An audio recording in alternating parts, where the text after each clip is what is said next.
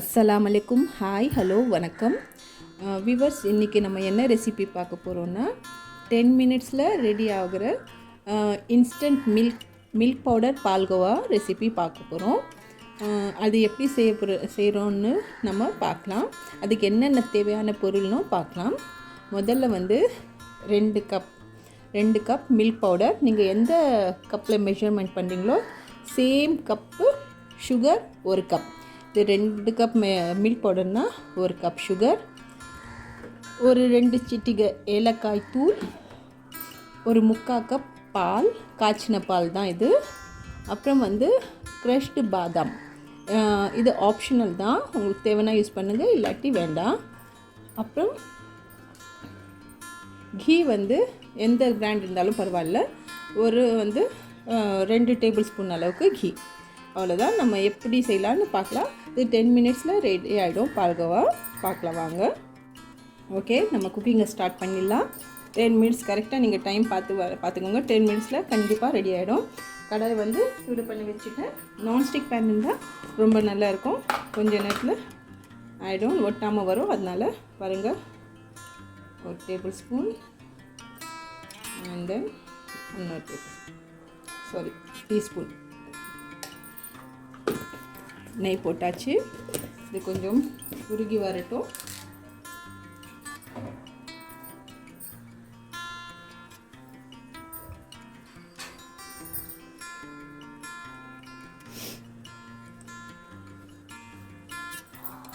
நெய் சூடாச்சு. இப்போ வந்து நம்ம இதில் கொஞ்சம் ஸ்டவ்வை ஸ்லிம் பண்ணிவிட்டு பால் ஆட் பண்ணிடலாம். அப்படியே நம்ம மில்க் பவுடரும் ஆட் பண்ணிடலாம்.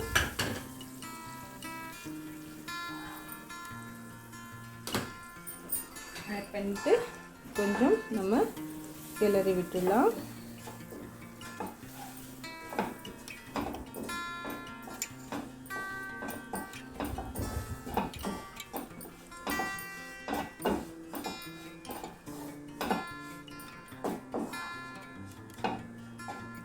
ஓகே, இப்போ ஏலக்காய் தூள், சுகர் ஆட் பண்ணிவிட்டு கொஞ்சம் ஸ்லோ ஃப்ளேமில் கொஞ்சம் கிளறி விடலாம்.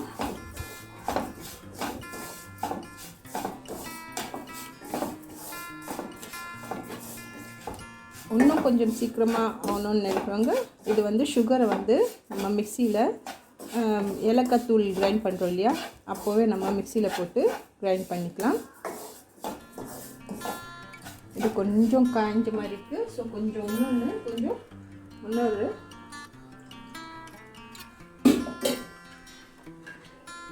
1/4 கப் மில்க் ஆட் பண்ணிக்கிறேன்.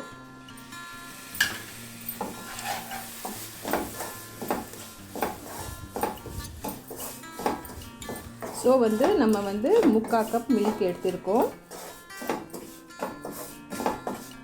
இப்போ மீடியம் ஃப்ளேமுக்கு நான் கொஞ்சம் ஏற்றுறேன்.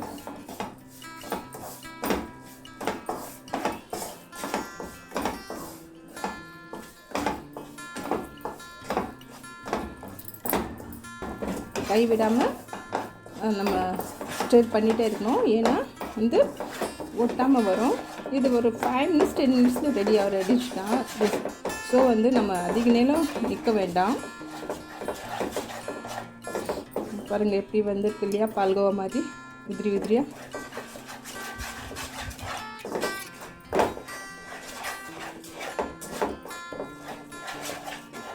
இந்த ஸ்டேஜில் நம்ம க்ரஷ்டு பாதாம் இருக்கு இல்லையா, அதை ஆட் பண்ணிக்கலாம். இது அவங்கவுங்க இஷ்டம் தான், ஆப்ஷனல் தான், கண்டிப்பாக சேர்க்கணுன்னு தேவையில்லை. நம்ம இன்னும் கொஞ்சம் டேஸ்ட்டுக்காக இதை ஆட் பண்ணுறது அதே போதும். பாருங்கள், நம்ம பால்கோவா ரெடி ஆகிட்டே இருக்குது. ஜஸ்ட் ஒரு 2 மினிட்ஸ், இப்போ 5 மினிட்ஸ் கூட ஆகலை.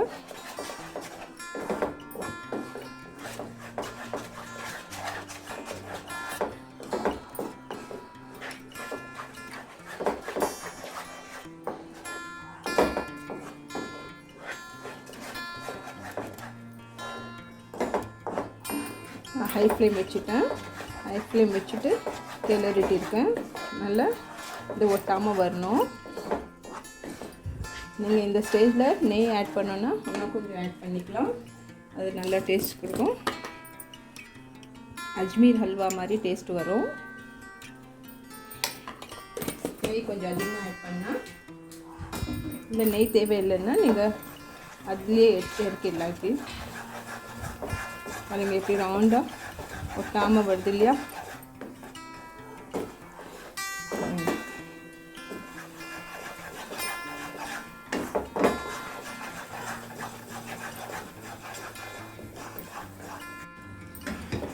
பாருங்கள், நம்ம ஹல்வா வந்து சூப்பராக ரெடி ஆயிடுச்சு. ஒரு 8 மினிட்ஸ் தான் ஆயிடுச்சு. எனக்கு ஃபுல்லாக ரெடி ஆயிடுச்சு பாருங்கள். ஏன்னா இது ஒரு பால் கணக்கு 1/2 கப் சொல்லிவிட்டு அப்புறமா திருப்பியும் ஆட் பண்ண, நான் உங்களுக்கு லைவாக எப்படி வருதுன்னு காமிக்கிறது தான். அது அப்படியே சொன்னேன்னா இன்னும் 1/4 கப் ஆட் பண்ணால் அது சேர்த்துக்கலாம். சப்போஸ் அவங்களுக்கு பால் பத்தலைன்னா சேர்த்துக்கலாம். நம்மளுக்கு அதில் ஒன்றும் தப்பு இல்லை. பாருங்கள், நம்ம இப்போது டிஷ் அவுட் பண்ணிடலாம். சுவையான பால்கோவா ரெடி ஆயிடுச்சு. நான் ஸ்டவ் ஆஃப் பண்ணிடுறேன். ஆஃப் பண்ணிவிட்டு எடுத்துடலாம். பாருங்கள்,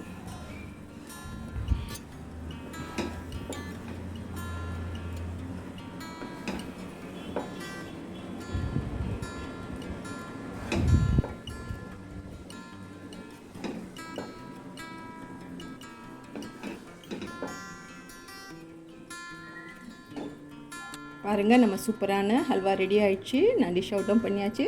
சும்மா கார்னிஷ்காக பாதாம், க்ரஷ்ட் பாதாம் இல்லையா, அது போட்டு விட்டுடுறேன். ரெடி ஆயிடுச்சு. இப்போ வந்து சாப்பிட்டு என்ஜாய் பண்ணுங்கள். நீங்களும் செய்யுங்க. 5 மினிட்ஸில் ஆகிடும் டிஷ் இது.